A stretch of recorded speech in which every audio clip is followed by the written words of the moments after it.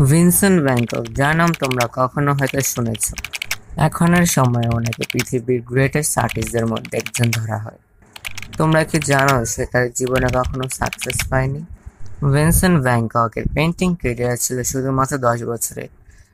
এই সময়ের মধ্যে তিনি 900-এরও বেশি পেন্টিং বানিয়ে, কিন্তু সে তার জীবনে মাত্র একটি মাত্র পেন্টিং বিক্রি করতে পারে।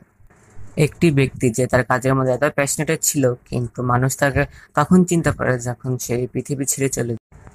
পেন্টিং এর মাধ্যমে তিনি তার ইমোশন এক্সপ্রেস করত। তিনি স্টেইনেটের মতো পেন্টিং তখন বানায় যখন সে তার মেন্টাল হেলথ দিয়ে যাচ্ছিল। ভিনসেন্টের জীবন অনেক স্ট্রাগলিং ছিল, হোক সেটা পার্সোনাল লাইফ, প্রফেশনাল লাইফ কিংবা ফাইন্যান্সিয়াল লাইফ। তিনি ছোট থেকেই অন্যদের তুলনায় অনেক আলাদা ছিল।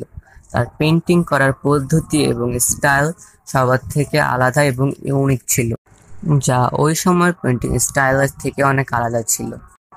ভিনসেন্ট পেইন্টিংয়ে একটি নতুন স্টাইলকে জন্ম দিয়েছিল, তাই ওই সময়ের মানুষজন তার এই ইউনিক পেইন্টিং স্টাইলকে বুঝতে পারেনি।